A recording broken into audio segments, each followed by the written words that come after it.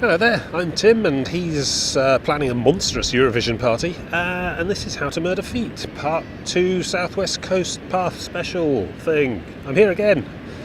Yeah, this is where I got to last time. Westward Ho. Tide's out this time.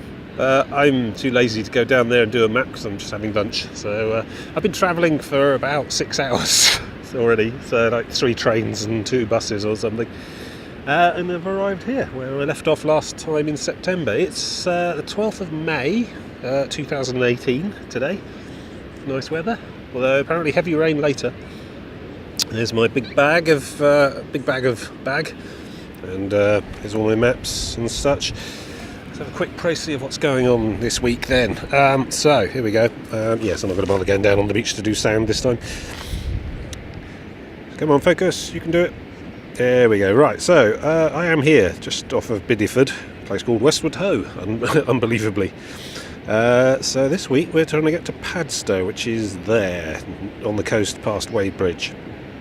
It's 78 miles along the coast and down. Heartland Point there, Clovelly, Bude, which will be my midweek stopover. And then Tintagel, Boscastle, Port Isaac and Padstow. So I reckon the guide thing says 7 days, but I reckon I could probably do it in 6 again. I do tend to overreach. Because it'll be different this time, because there's very little in the way of campsites. It's a very rugged week. Not all like golden beaches and ice cream vans like last time. So yes, interesting. Got my maps. Let's see, that one. Yeah. People keep buzzing me in this park. It's really busy. Lots of people in various sorts of coats and jumpers and stuff. I've done my weather check. I think it'll be okay most of the time, but I'm probably going to get rained on a bit. I got the usual clobber though. Yes, I've had a bit of lunch, and I think I probably ought to just crack on with it really, because I need to get past Cloverly today and up onto some moors which I've identified as possible ninja camping site number 1. A lot more ninja camping this time. I'll elaborate as we go. But yeah, it's about 1 o'clock I think at the moment, and sunset's about 9, so I've got 10 miles or so to do before then. So yeah, I think that shouldn't be a problem. So, and I want to get away from all these goddamn people. See you later. That's better. I mean, you know, I'm quite an amiable misanthrope really, but the whole point of this holidays is to get away from it all, you know. Just me and my weird made-up quest. Me against the cliffs. Quite an easy start so far. We're about half a mile out of Westward Ho. There it is. Bit of a zoom there. And a lot of building in Westward Ho. Big super flat things going up at the back there. Yeah, so looking over there, we got Saunton Sands in the background and the Tor and Torridge Estuary River mouth there. Did all that last time. And there's that hotel on the cliff at the north end of Braunton Sands, or Staunton Sands, or something like that. And over there, I think it was Baghead or Naghead. I don't know. It's quite a while ago. Yeah, September. So it's been yeah, about 8 months, something like that. Hey, let's work it out. I can do this. September, October, November, December 3, and May's 5. Yeah, 8 months. Hooray! And yeah, I've been keeping in trim since then. I've been doing the South Downs Way in sort of piecemeal part work, which you might find elsewhere on the YouTube there. So I'm feeling good. I'm feeling a lot more confident. I mean, this very bit here, this casting off into the unknown. I'm at one end of a 78-mile hike, and I've just started, and I'm not entirely sure, but I'm feeling a lot more confident than last time. Because last time I didn't even know if I could do it at all, you know. But obviously, since there was a last time and now a next time, I did do it. So I know I'm capable. That last whole section from Minehead to here, that was 87 miles. But I did have a 2-day easy mode at the end with that river estuary, which was nice and flat. Apparently, according to the guide website, this 78-mile stretch from here to Padstow is the most challenging week, because it's just up and down all the bloody way. There's no easy flat bits really of any significance. It's quite a wild and rugged bit as well. I've checked the maps and so on. There's Bude, which is a relatively large town halfway along, so that'll be my halfway stop for change of clothes and a shower and charge the devices. But apart from that, I'm going to be ninja camping at least 4 nights, I think. Because there's just no campsites on the coast path either, really. There's the occasional caravan site like 8 miles inland from certain points, but I really don't want to deviate that far. So you might notice the green thing on the back there. It's my new tent, which I shall elaborate on much further. It'll be a surprise for both of us because I haven't put it up or tied it yet. Which perhaps is rash. I don't have a garden. I have a flat with no garden, so my living room's not big enough. I had to try one out in the showroom though, and hopefully I'll be able to sit up in it and put trousers on inside the tent, that kind of thing. Because watching back the video last time, I did a lot of bitching about the tent, so hopefully that should improve matters. Apart from that, it's largely the same setup as last time, same bag, same gear, same equipment, a few additions here and there. But yes, I'm a lot less worried, although foraging is going to be a thing, because there's not really much in the way of large seaside towns all the way along, not like there was on the last week. Ilfracombe, Combe Martin, Linton, Lynmouth, Porlock, etc. There's just tiny villages where I might not be able to find a shop that's open, so I'm having to bring a lot more nuts and emergency rations with me, because then I have to go 2 days without finding anything to eat, so that's going to be interesting. And water as well, still the same 2 litre water capacity. I'm going to have to keep an eye on keeping that topped up. And yeah, half day today as well, so I really want to push today, get 10 miles done before sunset if I can, get to the other side of Clovelly and then look for some hedge to sleep in. So yeah, I'm going to press on and I'll talk to you more in a bit later. Yeah, let's have a look-see. Little cul-de-sac off the main path here. So that's the Kipling Tours, apparently. So named after Rudyard Kipling, who apparently lived in or was born in or died in Westward Ho. You know where Google, Wikipedia is, it's fine. Yes, and they actually had the poem if you can keep your head while all others about you are losing theirs, engraved in the pavement in like cobblestones. It went on for quite a long time. I should have got some footage of it. Still, only so much room on the camera. Plenty more interesting things to see this week, I'm sure. So what else have we got? We got Lundy. You can just sort of see it through the haze a bit there. The island of Lundy. Bird sanctuary and such. Saw some of that last time. It's still there, which is, I suppose, a relief. So this is the stuff going forward. See the cliffs moving around the bay there. That goes all the way out to Hartland Point, which is on the end. So we're heading sort of due west at the moment for the first day and a half, I think, and even northwest a bit up to the end. And then once we get around that headland, it's a big long southwest sweep all the way down to Padstow. There's no sort of huge 2-day inland detours to look out for. It's pretty much going to be this kind of thing all the way, so that'll be good. We had to see vast distances, and I think, let's just have a little zoom, see what we can pick out. I can see it, but I don't know if I can hit it with the camera. You might be able to see Clovelly. Sort of faint splodge of white on the cliffs there. It's like a sort of very steep, narrow, cobbly smuggler's town of some sort. Village. So that's basically where I'm trying to get to today, and then a bit beyond, so I can find somewhere surreptitious to set up for the night. So yeah, that's the morning. I mean, the temperature's good. It's about 15 degrees, I think. There's a mild breezy wind. There's a bit of overcast, but with blue patches, and I don't know, the weather says it's going to rain quite heavily this evening, so that'll be something to look forward to. Otherwise, yeah, just lots of quite an easy start actually. It's been this great big long inclined paved footpath all the way up so far. I mean, at this point last time round I was already halfway up a Exmoor cliff, trying not to puke my guts out and trying to dodge the speckles, black spots moving around in my vision, so that's good. I like to think I'm a little bit fitter than last time. Backpack weighs 14 kilograms this time, bit of extra stuff in there, but on the plus side I'm 6 kilograms less than I weighed last time, so I think it's probably a benefit. I think it's a net gain, somewhat easier going. Anyway, so I probably ought to crack on, get some more miles in. Speak to you later. See if we can zoom in on that a bit. Where is he? Surfers. Or particularly ungainly porpoises. I don't know, whichever. No, surfers. You can see quite a lot of that, I think, on this next couple of weeks. North coast of Devon and Cornwall are famous for it. Newquay in particular. Won't be seeing Newquay this week, but that'll be in the September probably. But even so, all these other little bays and stuff produce enough. They're not, you know, massive tubes, massive rip curls or whatever the hell they're called, but big enough and powerful enough to propel a man on a piece of fiberglass 30 mile an hour into some rocks. So fair play. Yeah, I sort of just followed a pair of them coming up the trail as well. They were getting on their way up here to get set up. Good day for it. Got a boat out there. That looks like divers.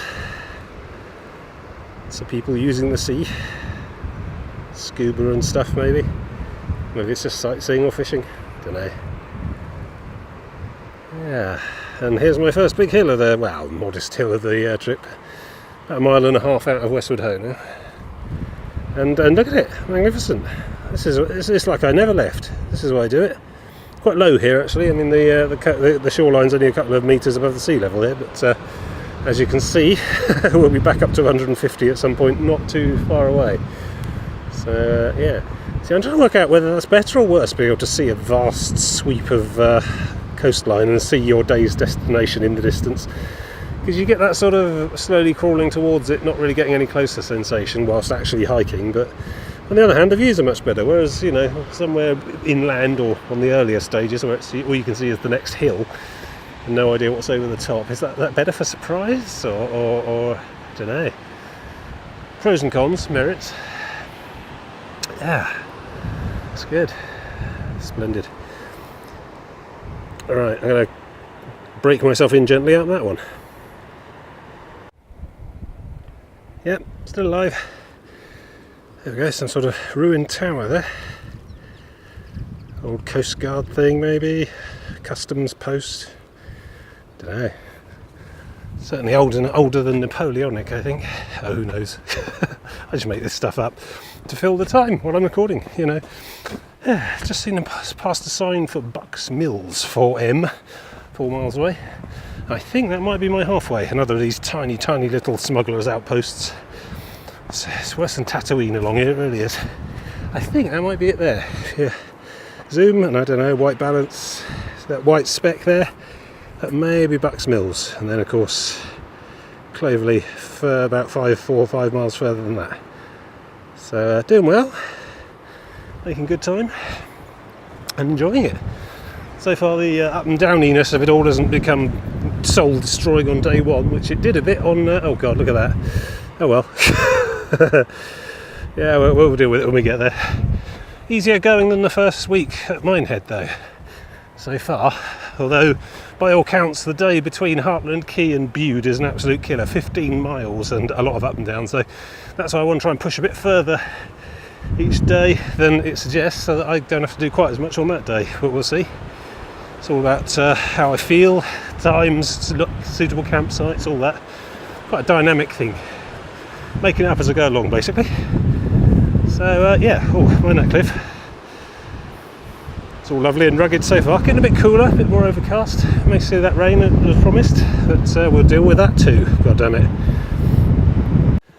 Oh, hang on. Rotate. No. That's better. I'll learn how to use this thing one day. Well, so here we are. Considerably higher than we were last. First real big hill of the day. God. I bitched on about needing to do the Couch to 5k again. Yet.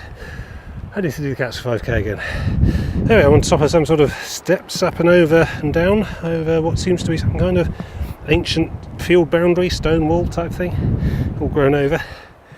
Yeah, so I think that white house ahead is Bucks Mills, which must be about 3 miles away by now. And that is definitely Clovelly. I don't know what time I'm going to hit Clovelly and whether there'll be any shops open. It's Saturday. I imagine they'll all have gone home to watch Eurovision by the time I get there, so hey ho. Look at you swooping majestically. Yeah, making it look easy. Yeah. So, it's good. Once I can see straight again, press on through there. It's lovely though. Just wish I was a little bit fitter. Mind you, by the end of the week I will be a little bit fitter. So, you know, it's a problem that will solve itself.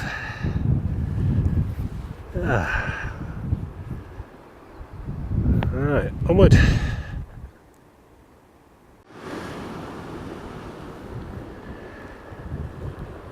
So just made me come down there to the beach, which is unusual.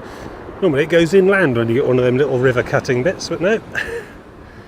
And here we are, a desolate shore on the edge of the world. Driftwood shack there. Surprisingly well built. Full of rubbish. Yeah. Damn you, you blew it all to hell. So presumably I have to go back up those stairs on the other side. Lovely. I might just take a little bit of a break. That's all the same. Yeah. Oh. Yes. I mean, that's taking ninja camping to whole new extremes of audacity, I think. Log cabin on the beach. Right, how do I actually get through without breaking my legs? I have to put the phone away. I think this might be a two-hands problem. Back in a bit. There we go, made it. Yeah,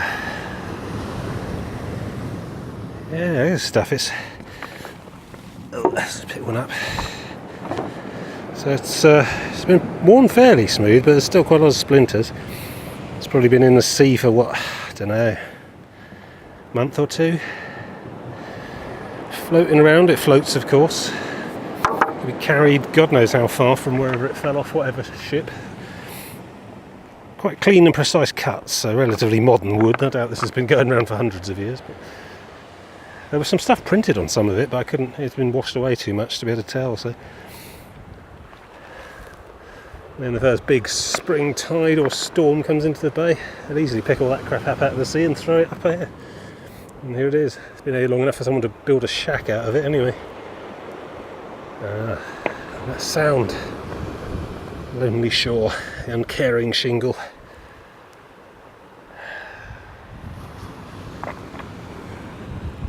Quite evocative. Right, I've got to try this stairs now, which is basically to gain the 100 metres of altitude or whatever, certainly 50 at least. I just bled off to get down here. All about the Cardiac Express.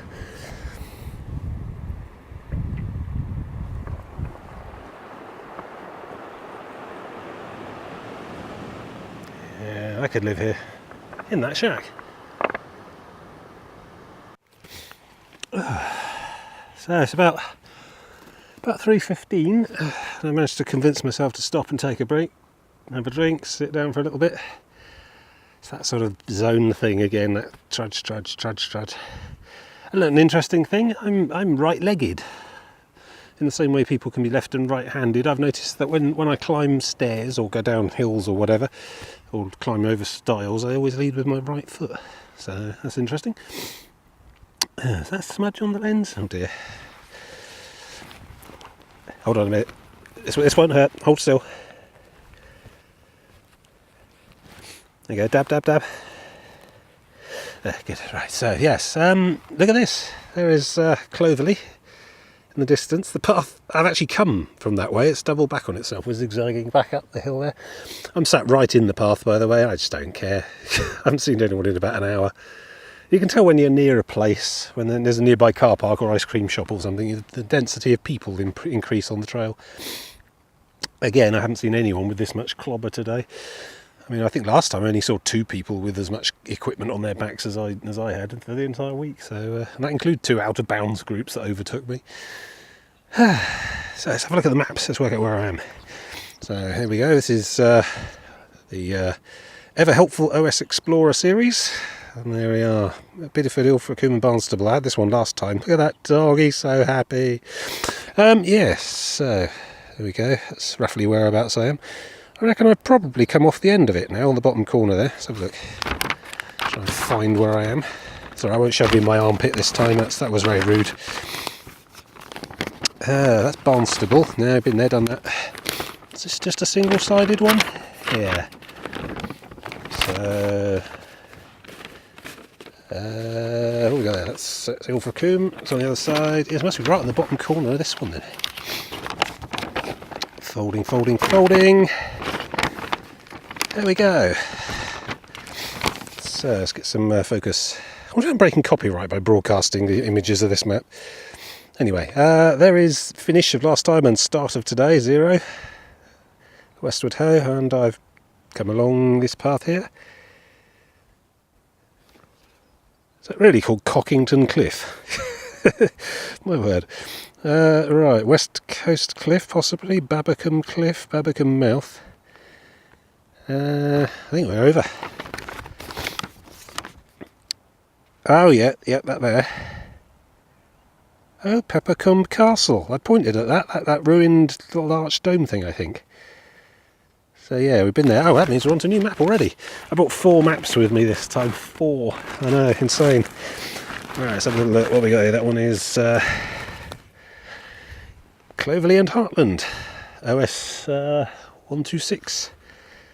I think that might be Clovelly or Bucks Mills. We'll see those over there. I think one of those white specks is in fact that, where when we get close. So this is probably, that photo is probably taken from the path as well, so we'll probably see that. Let's try and have a little rummage, have a shifty. So I've gone through and actually penciled on where I think I'm going to get to, or at least I penciled on where the guide website says I should get to. I'm hoping to exceed those expectations. So here we go. Oh, that's bright. I didn't bring any sunglasses. Thought I'd lose them or sit on them or something. So I don't know. Maybe I haven't reached Peppercombe Castle yet after all. Hard to tell. It's all a bit samey. No, yeah, Peppercombe Castle's got a lot more stuff. Let me see. Well, anyway, I'm probably making really good time, so hooray. So coming up, we've got Bucks Mills, which I think is the small white speck, which we probably can't see now that we've gotten a bit closer and are over around this side somewhere. Then it's a lot more of up and down, in and out. There's a bird reserve there, bird sanctuary of some sort. Biddeford Bay Holiday Park. Sewage works, lovely. The Hobby Drive. Oh, well, goes in and out. It's probably a bit forested as well. And then there's Clovelly itself. And then I reckon Gallantry Bower is probably, looking at the satellite maps on the website and stuff, I reckon somewhere around here. Be somewhere to camp up for the night. And then over the page, got a very rugged cliffs tomorrow. Heartland Point itself. And then, ooh, here we go, down the cliff. Due south for most of day 2 and 3. So, yes. I can't actually see this map, it's reflecting the sun too brightly, so let's fold that away and just do it in our heads and imagine and dream. But yes, it's turned out nice again, so I'm making sure I keep my sleeves covered. I've bought some suntan stuff, but I don't want to crack that open just yet, because I haven't got very much of it. But yeah, it's nice. Getting a touch of hay fever. I don't normally get the hay fever that's going on at this time of year. My hay fever is usually mid to late June, so grass instead of trees or whichever. A lot of flies around, buzzing about. I don't think we get those hideous burrowing flies in this country, or malaria, so it's a nuisance rather than a threat. Still, I suppose that's the price you pay for not having to wear 2 pairs of trousers, so, you know, this time of year. Good. So I'm just going to sit here a bit and let my legs. It's the legs again. It's the thighs. It's all these up and down. Feet are fine. Feet are great. I've got no problem with blisters at all. And to be honest, I think my feet have toughened up so much over the weeks. It's like every fortnight I've been hiking since last time. So my feet just don't really blister anymore. The places that normally get blisters have toughened up so much that it's not really an issue anymore for that. So that's good. But yeah, the thighs are going to be the achy thing, and the shoulders are starting to hurt a bit as well, because normally I only have a day bag when I've been doing my stuff around the rest of the year. But past experience is a guide to the future, and I was all right at the end of the week 1 at Westward Ho, so I'll probably be all right when I get to Padstow.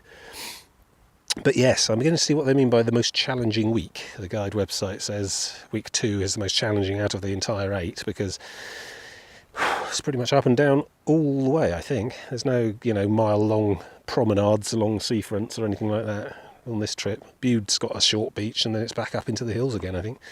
So that's going to be, a bit of a tough one.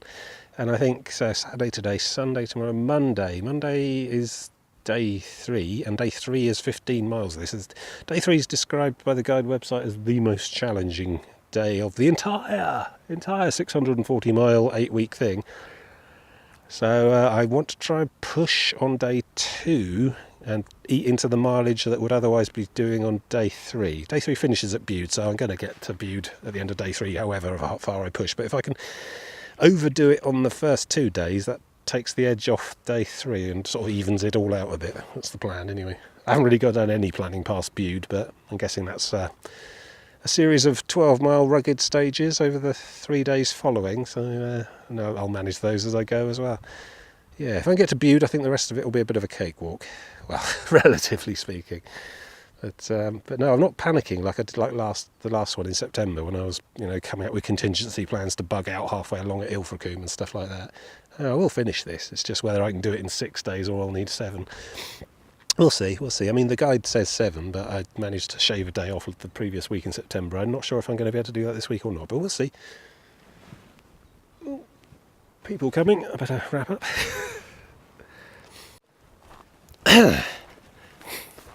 Some downhill and what looks like a bit of a flat bit coming up, so that's nice. Yeah. So we've got some kind of quite well manicured and artificial lawn landscape over here. It's like fields of something or other, set in neat squares and rectangles. These woods look managed as well, strange different varieties there in different colours. Fascinating. I can't be bothered to get the map out to have a look and see what this actually is, but it's nice. Some quite wide driveways and things in the middle of all that. Looks like they're doing something similar up there as well. Artificially chosen plants in particular patterns. It's like a topiary landscape. Quite unusual as well, out in the middle of nowhere. Like this. Only the sea to see it. Good stuff. So I think that might be that castle thing up ahead a bit. I think probably it's a big thing that I wouldn't have missed. So I don't know what that little tower thing was. Don't know. It's all very confusing. And getting there. Bucks Mills or whatever. There's Journey's End up there still. Quite a way to go.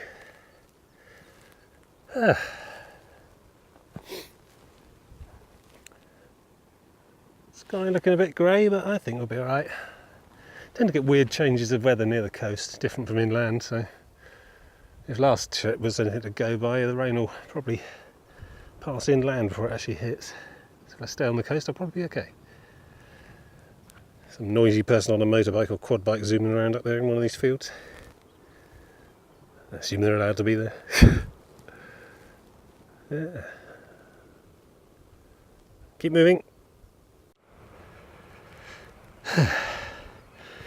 Have a bench. Mind if I park myself on you?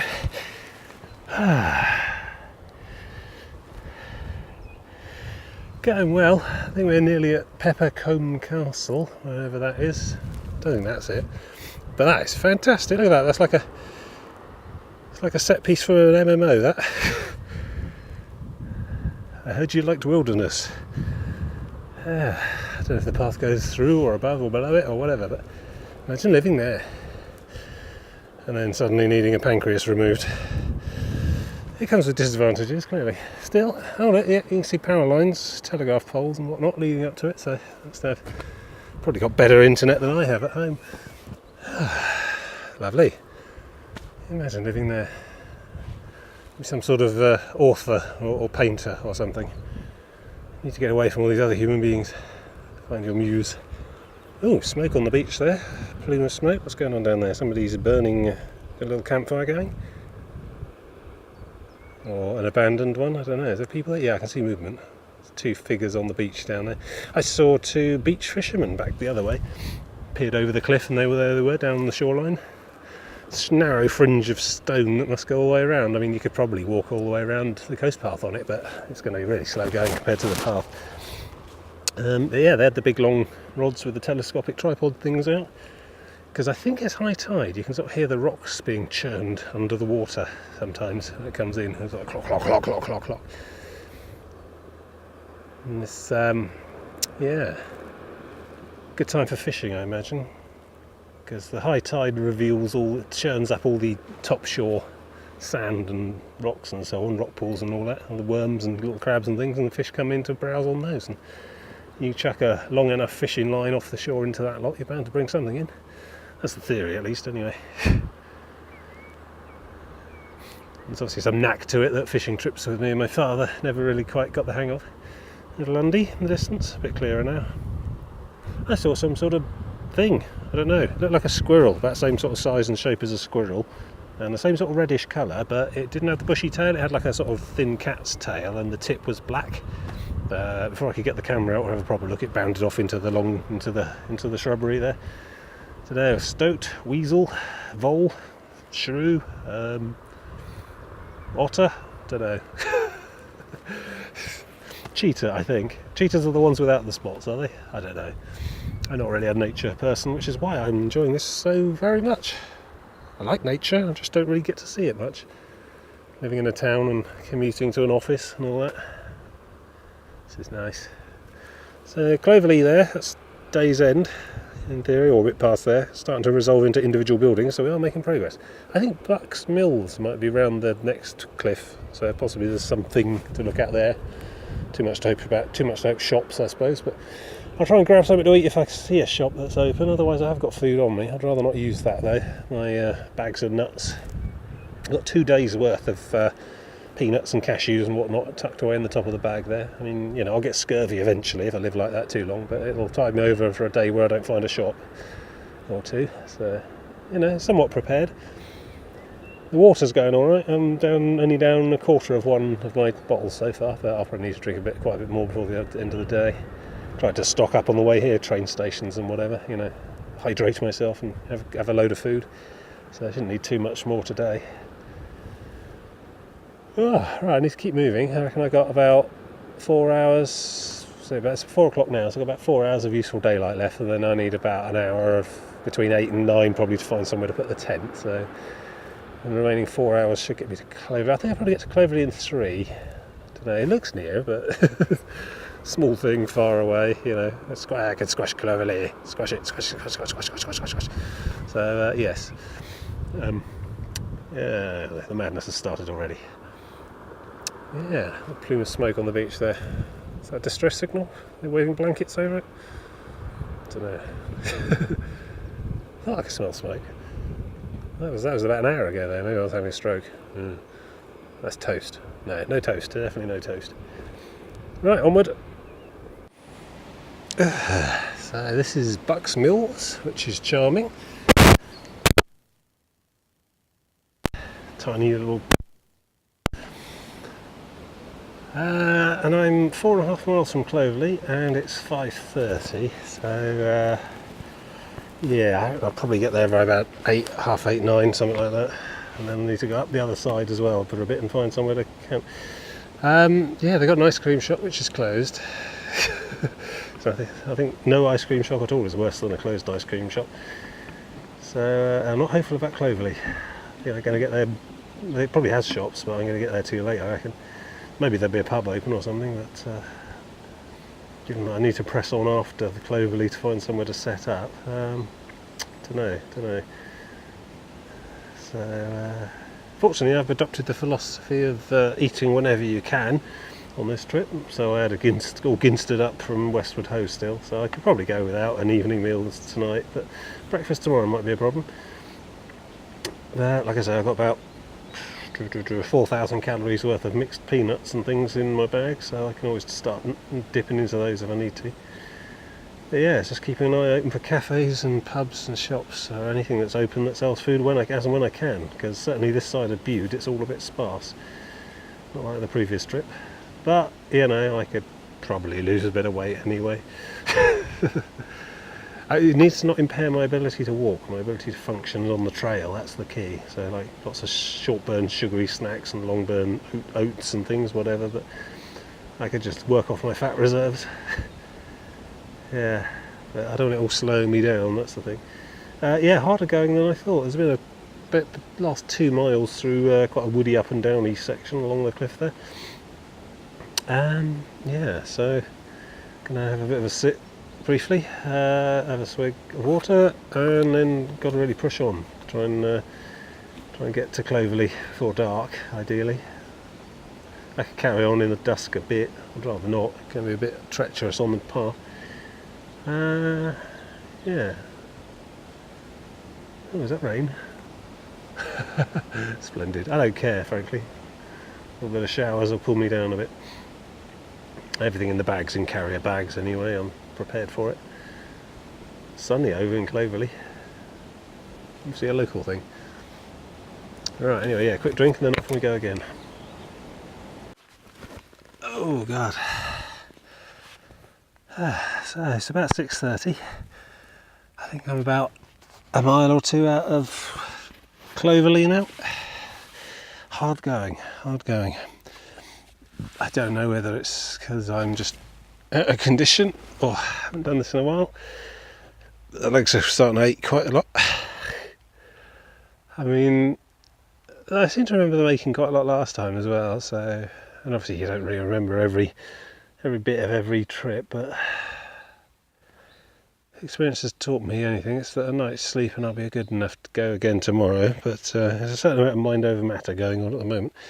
Feet are fine, thighs and knees are really achy, and the breathing and heart rate are quite up when I do a lot of these steps. But that's okay. I just stop, get my breath, don't push too hard, especially not with the heart rate thing. Yeah. Already seen one ninja camper. Tent set up in the forest in the trees off the path. Someone rooting around inside. Ninja camping is alive and well. But I need to get to Clovelly before I can think about camping for today. And then we'll have to probably reassess the can I do it in 6 days. It may be 7 in the end, I don't know. We'll see how we go. Whether I toughen up. But this first day's been quite hard, quite slower than I was expecting. But yeah, should be in Clovelly by 7. Maybe 7, half 7. And then we'll just see what's there. I mean, if there's any shops open, I'll grab some stuff to take with me on out into the next place, eat some things, drink some stuff. If there's no shops open, I'll look for a pub. If the pub's open, then a couple of pints of full fat Coke, please. Sugar tax be damned, and a couple of all the bags of crisps they've got. If nothing is open, well, I've got some water, and hopefully I'll find a toilet with a sink, or I can fill the tap where I can fill one of my water bottles. I'm down to half of my water supply now. I've drunk a whole litre today. Got 1 litre left. Should be alright. And yeah, 6:30, 7, 8, 9. Yeah, I got about 2 hours of useful sunlight left, I think. So that should see me through Clovelly and out the other side. But yeah, slowing up a bit with the legs. If I'm not knackered tomorrow. I mean, that didn't happen last time. I was alright to up and go for it the day after. So yeah, but I need to rest a bit more, preserve my strength. I can hear a main road up there. Cars whooshing past. And then going down here next as well, which is good. This is, hang on. No zoom. Stop zooming. Pinch there. There we go. Yeah. This is, I think we follow this big sort of gravelled drive for quite a way, which will be easier going than the stuff we've looked at down there so far. Yeah, and we'll just see what there is to see in Clovelly. Maybe just like a giant working museum, a bit like that Bucks Mills place. People live there, but that's about all you can say for it. Yeah. Okay, onward. When I can stand again. So, that's Clovelly. I've just been down there. It's a trap. Bled off at least 150 metres of useful altitude. I need to go down there and find all their little shops, and fudge confections and stuff are all closed. There's 2 hotels down there, but I haven't really got time to go into a hotel and have a sit-down dinner, so because it's 10 past 8 now, and I've got about another hour of sunlight maybe and dusk. So I probably ought to just get back up the hill again and then start looking for somewhere to put the tent up. Looks like it'll be home-packed supplies for tea tonight. Yeah, I'm sure it's a lovely place. It's lots of cats and quite steep, cobbly streets like this. And there's a visitor centre and tourist car park up at the top where I had a look at. At least I managed to fill my water bottles from a garden tap, so that's something. Everything's closed. So I have to slog my way back up here, rejoin the path, and then head on into the wilderness. Hope for something suitable for camping. Good. Well, I'm glad I've seen it anyway. Lovely.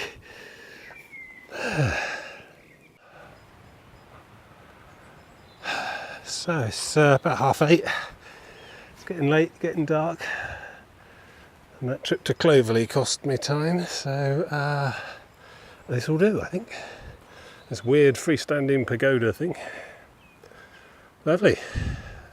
But I'm more interested in this large flat piece of grass here, which I think probably is just about big enough for my new tent. So I'm just going to set up here on the side of the path. It's a little closer to the trail than I'd like. Don't really seem to be much alternative though at the moment. Everything's all brambled up everywhere else, or dangerously close to the cliff, and all wonky. So yeah, I think this is probably the nearest thing I've seen to level flat ground. So sunrise is about 6 o'clock, I think, so as long as I'm up reasonably after that and away, I don't imagine anyone will particularly care. But if not, well, tough, I'll have already had a night's sleep. You get less fearful about this camping lark. Right, so there we go. I'll clear a bit of ground and then get set up. Good times. Oh, low light problems. Really dropping the phone doesn't help either. Yes, so it's about 9 o'clock-ish. Look at that. Quite a subdued sunset. Big cliff thing in the way. We'll conquer that tomorrow. But lovely view. Not too near the edge. And ta-da! Check out my new tent. It's the Van Gogh Soul 200, which I'm very pleased with. You saw it perched on top of my backpack. It's about 0.5 kilogram more than the other nightmare coffin. It looked a bit darker green on the website, but I still think that's less conspicuous than a jet black radar stealth bomber shaped coffin perched on the edge of the cliff. So yeah, dome tent tunnel job there. Similar sort of design, inner and outer fly sheet. Lots of nice little features like a strip here to hold the porch together. And look inside, palatial. Hang on, I've got a light here. Hey, there we go. It's going to kill my battery. Sorry, I've got a power pack. But yeah, look at this. The entire thing. All my stuff down that side there. It goes quite far back. I'm still not sure I can sit up in it, but at least I can, when I'm lying on my back, my toes don't touch the roof, so that's good. Plenty of room down the side as well. I mean, that's the key, isn't it? There's my pillows, my sleeping bag. The key, I think, is get one man size larger than it says, because your backpack and your stuff is another man. So yeah, I mean, I'm a little closer to the path than I'd like, but bollocks, I'm too tired to care, to be honest. So yes, it's all gone a bit dark here. I don't really want to use the light too much. So yes, not quite the spot I was aiming for, but this will do. This will do nicely. And now I'll show you a few other bits and pieces I brought with me this time. So we got here we go, a large bag of cashew nuts. I'm going to start that tonight, to be honest. Best place to store food is in your belly. So there's that. I've got a tiny DAB radio. Which I've never used. With power, there we go. Radio 4, no, we want Radio 2 because Ken Bruce is in the middle of a Eurovision thing. And there's some headphones to go with it, which are also the aerial. And I got this as well, which is a hip flask full of amaretto. So I'm going to have the smallest Eurovision party in the world, and then go to bed. And I'll see you tomorrow. Toodle fit.